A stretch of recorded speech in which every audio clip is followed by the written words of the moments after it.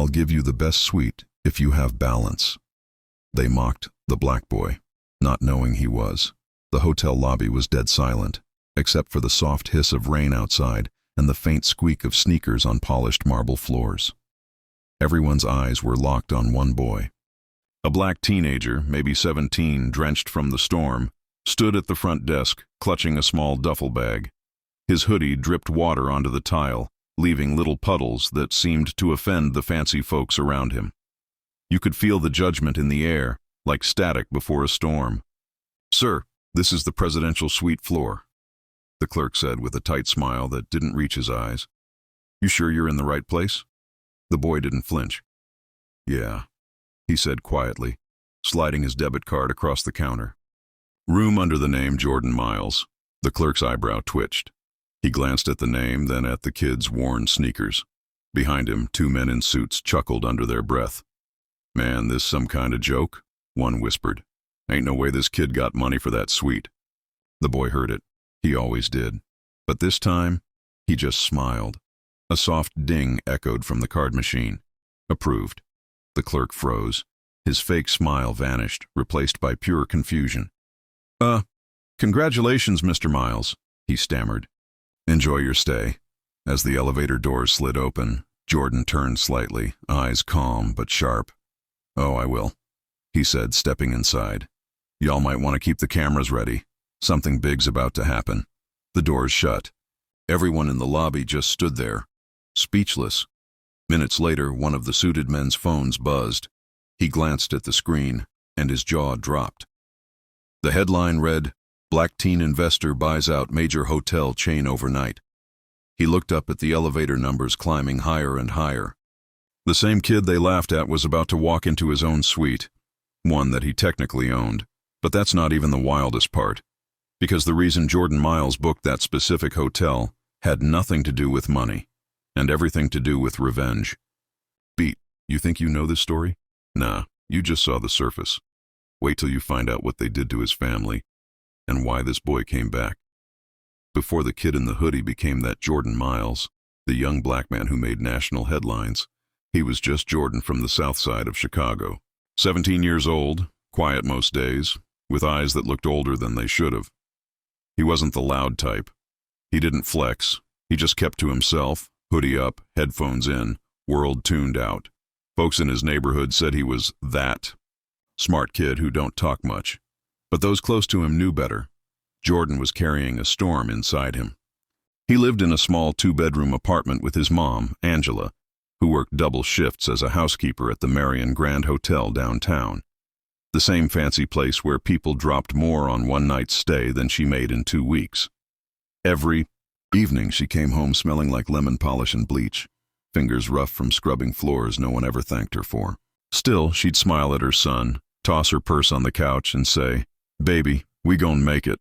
One day you ain't never gonna see me in another uniform again." Jordan believed her. Or at least he wanted to. He spent his nights coding in front of a cracked laptop running through business tutorials on YouTube, dreaming of something bigger than Southside survival. He was building something, an app that tracked small investment opportunities for everyday people. He called it Rise. It wasn't perfect yet, but he swore it'd change lives. But in Chicago, dreams don't always come easy. At school, Jordan was invisible until he wasn't. One morning in economics class, the teacher asked everyone to pitch a business idea. Jordan presented Rise, explaining how people could grow money without banks ripping them off. When he finished, the room went quiet for a second. Then laughter broke out. A white kid named Connor, varsity jacket, daddy's car keys jingling in his hand, snorted. "So let me get this straight. You trying to be the next Elon Musk? From the hood?"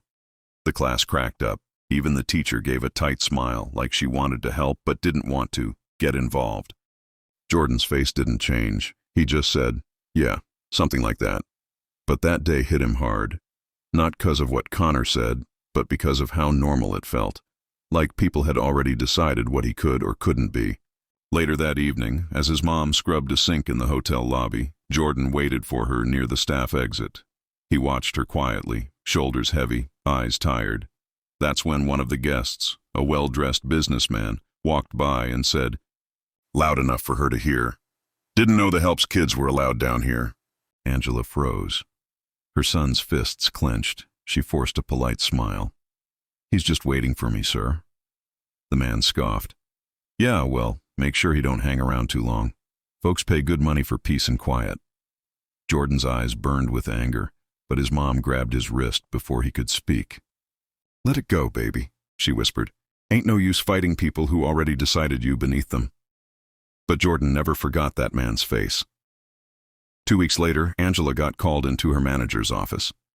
The same businessman had filed a complaint. Said she talked back. They let her go that same day.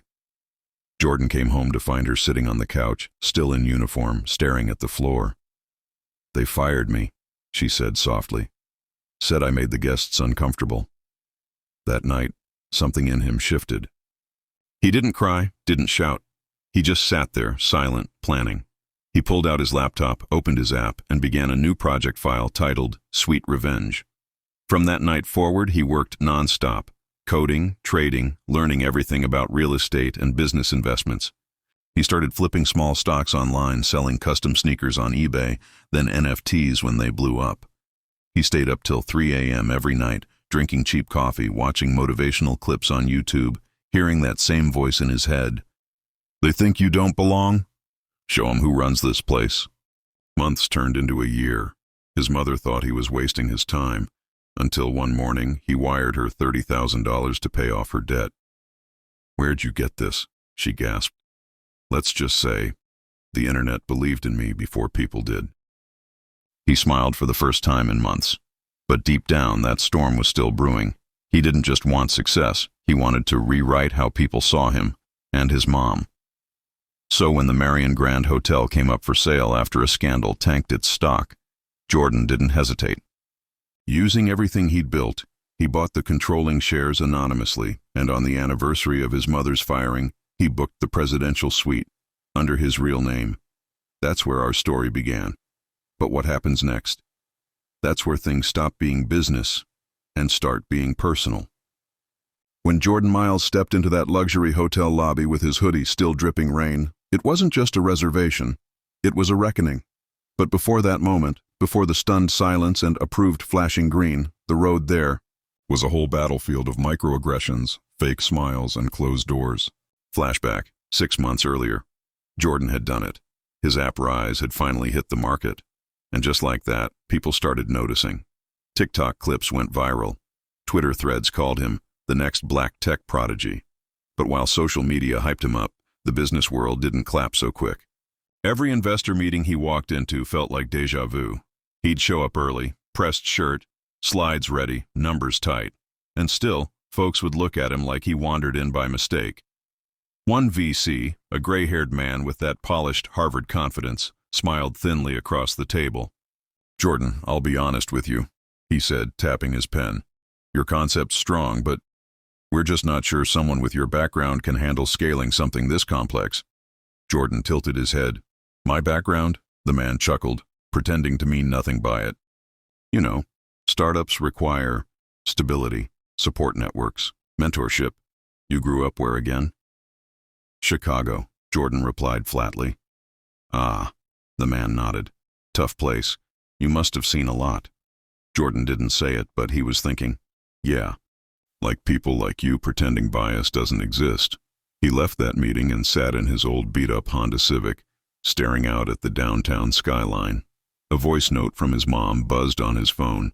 Hey baby, proud of you no matter what. Don't let them folks break your spirit.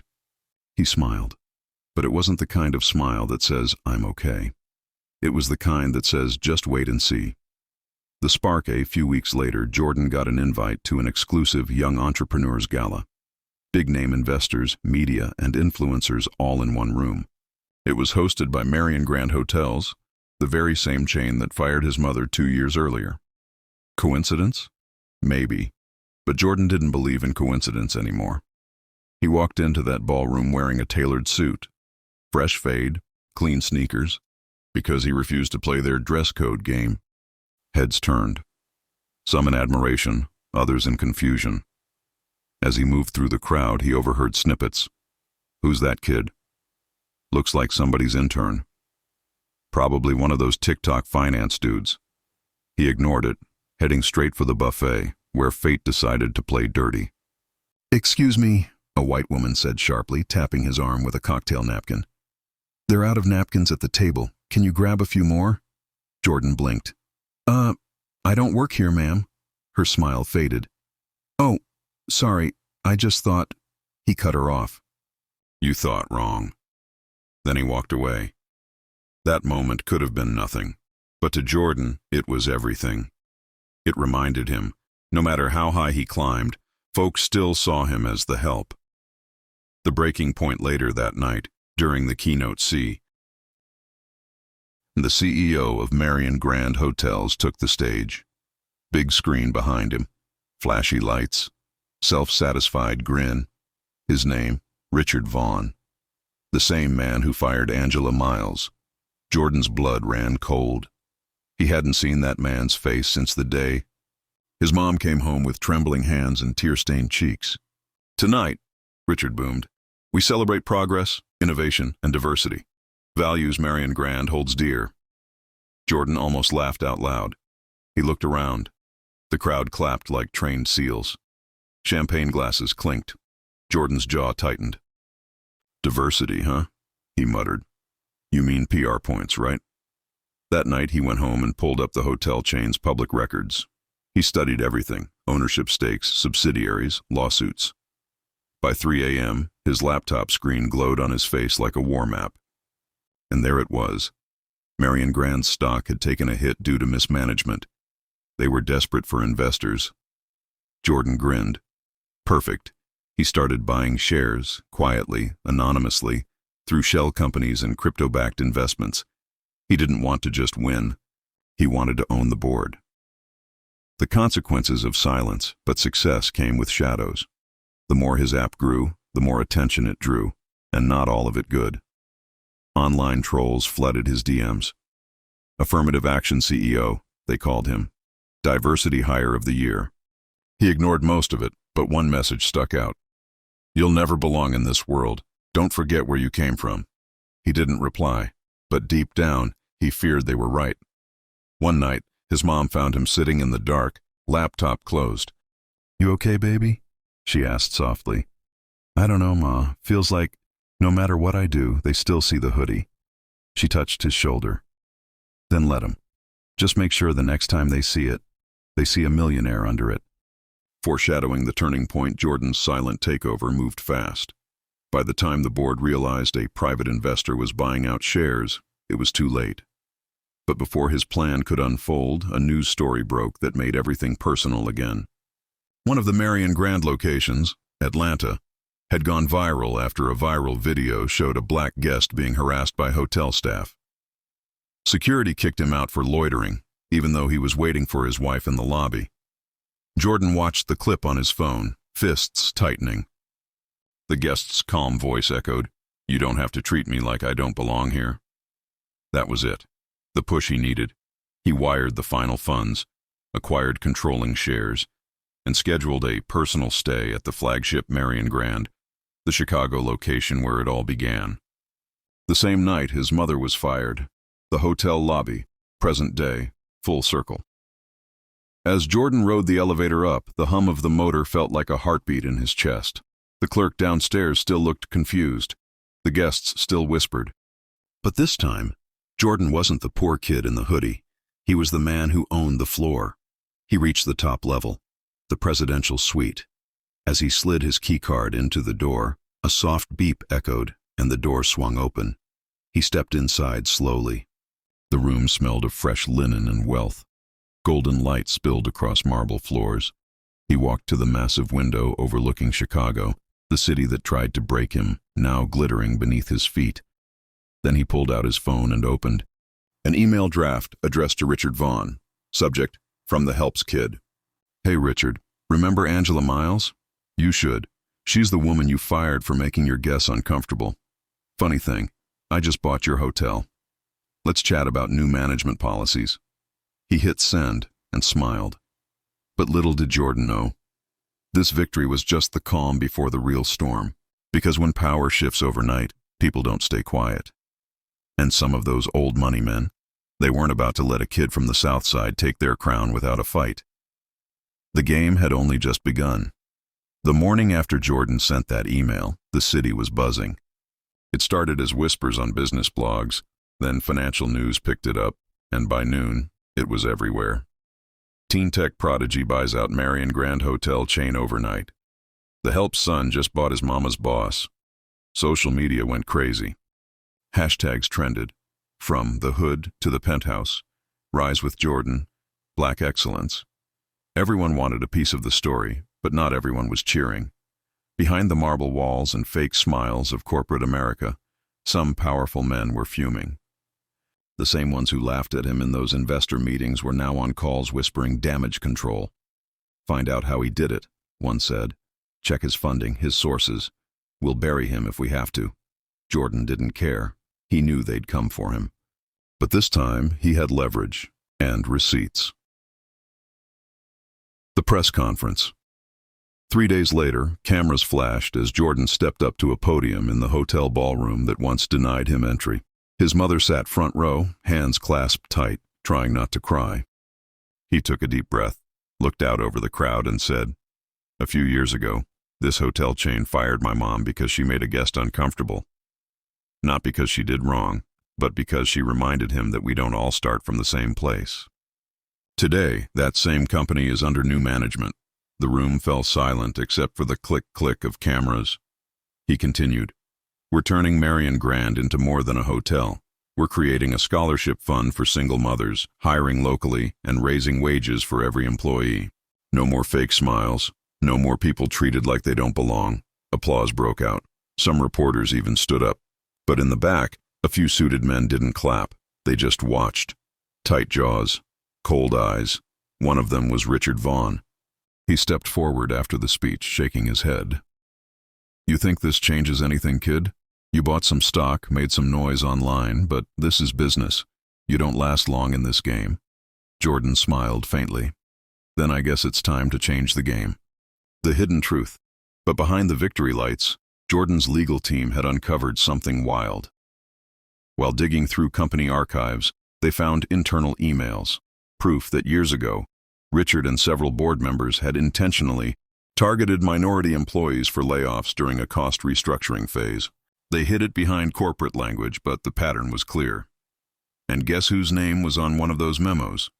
Angela Miles. The same man who said she made guests uncomfortable had signed off her termination personally. When Jordan read that, his chest went cold. All those years of smiling on TV, of preaching diversity and hospitality, while secretly gutting the very people who made that hotel run. Jordan called his mom into his office that night. "Ma," he said softly, sliding the file toward her. "You were right all along." Angela opened the folder slowly. When she saw Vaughn's signature, tears welled up. "I knew it," she whispered. "They lied to my face." Jordan nodded. "Not anymore. We're taking this public." The backlash the next morning, headlines, exploded again, this time even louder. Ex-hotel CEO exposed in discrimination scandal. Whistleblower, systemic racism in luxury hospitality. Vaughn tried to deny everything, but the evidence was airtight. Within 48 hours, he resigned for personal reasons, but the hate came quick too. Jordan's inbox filled with threats. Talk shows questioned his motives. Some called him a hero, others said he weaponized race for profit. His mom begged him to stay home, to let it go. "Baby, you already won. Don't let them pull you down in their mud." But Jordan shook his head. "If I stop now, Ma, they'll just find another kid to do the same thing to." So he went on live TV, suit crisp, voice steady, and said, "You can call it revenge if you want. I call it accountability. My mom didn't raise me to stay quiet while people get stepped on." Community reactions. Back on the South Side, word spread fast. Folks who once doubted him were now shouting his name from barbershops to corner stores. Murals popped up, Jordan's face next to the word RISE. At the high school where Connor once mocked him, teachers showed his story to students. Even Connor posted online saying, "I was wrong about that dude. He made it for real." But the moment that hit hardest? One day, Jordan's mom walked into the new hotel lobby, not as an employee, but as a guest. The staff greeted her with smiles, offered her champagne, and handed her a key card that read Owner's Suite. She turned to her son, eyes glossy, and whispered, "You did it, baby. You really did it." He smiled. "Nah, Ma, we did," foreshadowing the next turn, but just as the dust began to settle, Jordan's phone buzzed with an anonymous message. "You think you changed the system? Wait till you see who really runs it." Attached was a document, a list of investors who secretly funded Marion Grand over the years. Big names, politicians, billionaires, even a senator. Jordan stared at the screen, jaw tightening. He'd thought the battle was over. Turns out it was just round one. He looked out at the city again, the lights twinkling below like silent witnesses, and muttered, "Guess we're not done yet." The camera would fade on his face, calm, resolved, but burning with purpose. Because in America, even when you win, the system's gears keep grinding. But as long as someone's willing to fight back, hope stays alive. It was supposed to be over. Jordan had won. The headlines, the justice, the glory. But power has a way of poking back when it feels threatened, and this time it hit him right where it hurt. The threat that changed everything. 3 nights after the press conference, Jordan was back in his suite at the Marion Grand, scrolling through a mountain of emails when his phone buzzed. Unknown number. He ignored it. It buzzed again and again. Finally, he picked up. "Yeah?" A deep voice came through, smooth but cold. "You should have stayed in your lane, kid." Jordan froze. "Who is this?" "Doesn't matter. You think taking down one old CEO makes you a hero? You just stepped on the wrong toes." Click. The line went dead. Seconds later, an email notification popped up. Subject: "You can't buy your way out of this." Attached was a photo. His mother. Leaving their apartment that morning, Jordan's chest tightened. The crash, he bolted out of the suite, sprinting down the hall. "Security! Get my mom on the phone, now." The guard at the desk looked confused. "Sir, is everything? Just do it," Jordan shouted. His voice cracked, panic bleeding through the calm shell he always wore. But before the guard could answer, Jordan's phone rang again. It was his mom's number. He snatched it up. "Ma, you okay?" There was static. Then a scream. Tires screeching. "A crash, Ma." The line went dead. Jordan's world collapsed in a second. He dropped the phone, breath gone, heartbeat thundering in his ears. The hotel walls felt like they were closing in. He ran outside into the night, rain slamming down in sheets. Sirens wailed in the distance. By the time he reached the intersection 2 blocks away, flashing red and blue lights painted the street. His mom's old blue Corolla sat crumpled against a guardrail, smoke rising from the hood. Paramedics were working fast, voices urgent. "Is she breathing?" Jordan screamed, shoving past an officer. "Sir, you need to stay back." "That's my mother." The EMT looked up, pity in his eyes. "We're trying, son." Jordan fell to his knees on the wet asphalt, his suit soaked, eyes burning. Rain mixed with tears as he whispered, "Don't do this, Ma. Please don't do this." The investigation the next day, the police called it an accident, said the brakes failed, said no foul play suspected, but Jordan knew better. The photo, the call, the warning. Someone wanted this to happen. He sat alone in his darkened suite, face lit by his laptop as he dug into every contact, every connection to Marion Grand's old leadership. And that's when he found it. A shell company tied to one of the investors from that secret list he'd been sent. Whitlock Holdings. A front. A billionaire political donor with deep ties to law enforcement and city contracts. The man who really ran the game. Jordan clenched his fists. You messed with the wrong family. The breaking point. That night, he returned to the hotel, not as a guest, not as the owner, but as a son seeking justice. He walked straight into the grand ballroom where a private gala was underway. Chandeliers glittered, champagne flowed, and laughter filled the air. All the men who'd once smiled to his face were there, investors, executives, even Richard Vaughn, now pretending he wasn't disgraced. Jordan strode up to the stage, ignoring the murmurs. He grabbed the mic. "Y'all having a good time?" he said, voice trembling with fury. "I hope so, because this is the last party you're throwing on my name." The crowd went silent. You all know who I am. The kid you said didn't belong. The one you laughed at. The one you tried to destroy. Cameras flashed. Someone tried to cut his mic, but Jordan's tech team, already anticipating it, had hacked the sound system. His voice boomed through every speaker in the building. My mother's dead because of you people, he said, voice cracking. You think hiding behind lawyers and money makes you untouchable? Nah, tonight the whole damn world sees you for what you are. He motioned to his assistant in the corner. Suddenly, every screen in the ballroom flickered to life, showing leaked footage, documents, and private emails linking Whitlock Holdings and Marion Grant executives to racial discrimination, money laundering, and political bribery. Gasps erupted. A few guests bolted for the exits. Reporters outside caught everything live. Richard Vaughn stormed toward the stage, face red. You'll regret this, boy. Jordan stepped closer. I already lost everything. What else you gonna take? Vaughn swung his fist, but Jordan caught it midair, shoving him back as security rushed in. Get him out of my building, Jordan said coldly. Emotional fallout. Minutes later, Jordan stood alone on that same stage. The lights dimmed, the crowd gone, only the echoes of chaos lingering. He stared at the screens replaying the footage, his mom's voice on one of the recordings, testifying years ago to HR about mistreatment, only to be ignored. She tried to fight back once. They silenced her. Now, her son had done what she never could. He whispered, voice breaking, You did it, Ma. They heard you this time. Tears rolled down his cheeks, glistening under the spotlight. Outside, protesters gathered in the rain. People chanted her name, Angela Miles. Angela Miles, turning her story into a symbol of every worker ever silenced, every person told they didn't belong. Jordan stepped out to the balcony, watching them below. Thousands of people, phones up, chanting, cheering, crying.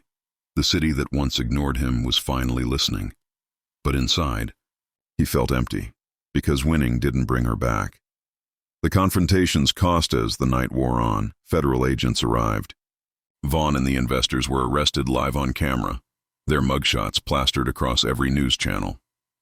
Jordan watched it all unfold from the same suite his mom once cleaned for strangers. The irony cut deep. He picked up her old name tag from his desk, Angela M., and held it in his palm. Guess I finally got you that promotion, huh? He whispered. Outside, lightning split the sky. The rain came harder. He didn't notice the shadow standing in the doorway, one of Whitlock's men, watching him silently. Impressive show, Mr. Miles, the man said. But the game ain't over. Jordan turned, eyes fierce. Then let's play, the man smirked.